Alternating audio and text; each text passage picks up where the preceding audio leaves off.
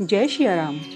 महादेव जी पार्वती जी से कहते हैं कि जब ब्रह्मा जी को पता चला कि प्रभु प्रकट होने वाले हैं, वह सब देवताओं सहित सुंदर अंजलियों में भर भर कर फूल बरसाने लगे। आकाश में धमाधम नगाड़े बजने लगे। नाग, मुनि और देवता स्तुति करने लगे और बहुत प्रकार से अपनी सेवा भेंट करने लगे। देव समूह विनती कर अपने अपने लोकों में पहुंचे।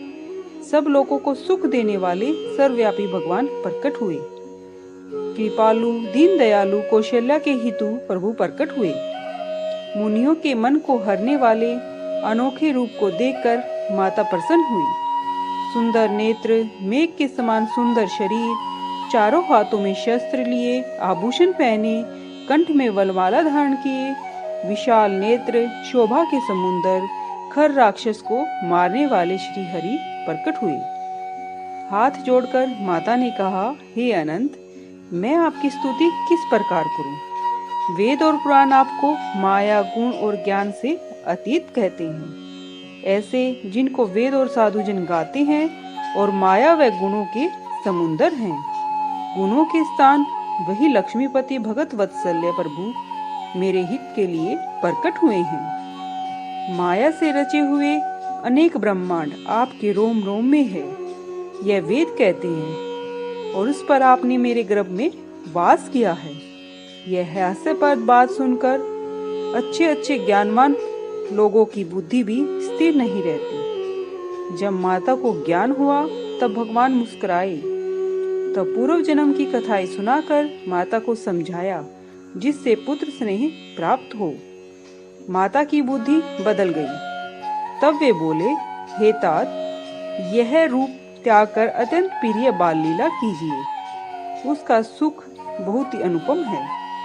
यह वचन सुनकर देवताओं के स्वामी चतुर भगवान बालक होकर रोने लगे। तुलसीदास जी कहते हैं कि जो यह चरित्र गावेंगे वे मोक्ष को पावेंगे और संसार रूपी कूप में नहीं गिरेंगे। ब्राह्मण, गो, देवता और संतों के लिए अपनी इच्छा से देह धारण करने वाले और माया, गुण और इंद्रियों से परे भगवान ने मनुष्य के रूप में अवतार लिया है।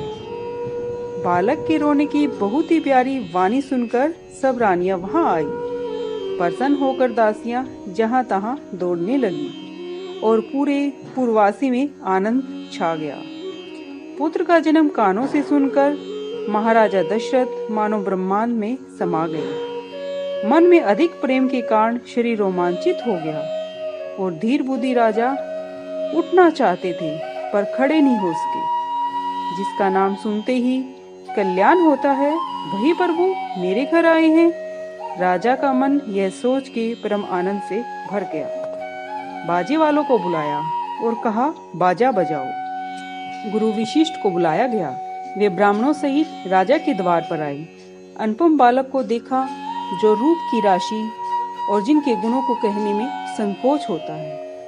तब नांदी मुख श्राद्ध करके राजा ने सब जात कर्म किया और सोना, गो, वस्त्र और मणि आदि ब्राह्मणों को दान दिया। नगर ध्वजा, पताका, बंदरवार आदि से सजाया गया। वह सजावट कहते नहीं बनती। आकाश से पुष्प वर्षा होने लगी। सब लोग ब्रह्मानंद में मगन हो गए। झुंड की झुंड स्त्रियां मिलकर साधारण श्रृंगार किए ही उठ दौड़ी। सोने के थाल और कलश, मंगल वस्तुओं से भरकर स्त्रियां राजद्वार के भीतर गई। आरती करके न्यौछावर करती और बारंबार शिशु के चरणों में गिरती। मागध, सूत, बंदी आदि गायक रघुनाथ जी के पवित्र गुणगान करने लगे। सबने सवस्त्र दान किया। जिसने वह दान पाया उसने भी उसे नहीं रखा। कस्तूरी, चंदन और केसर से नगर को ऐसे सींचा गया कि सब गलियों के बीच में कीच मच गई। घर घर आनंद बधाई बजने लगी। सुखदाम श्री राम प्रकट हुए। नगर के स्त्रियों और पुरुषों के झुंड जहां तहां बहुत प्रसन्न थे। केकई और सुमित्रा ने भी सुंदर पुत्रों को जन्म दिया। उस सुख, संपत्ति, समय और समाज को सरस्वती जी और शेष जी भी नहीं कह सकते। अयोध्यापुरी इस प्रकार सुशोभित थी मानो प्रभु से मिलने के लिए रात आई हो। परंतु दिन होने से सूर्य को देखकर लज्जित हो गई। उसने संकोच से संध्या का अनुमान हो रहा था। अगरू और धूप का धुआं ही मानो अंधकार स्वरूप और अबीर संध्या की अरुणता थी। महलों की कोमनिया मानो तारे और राजभवन का सोने का कलश मानो चंद्रमा था।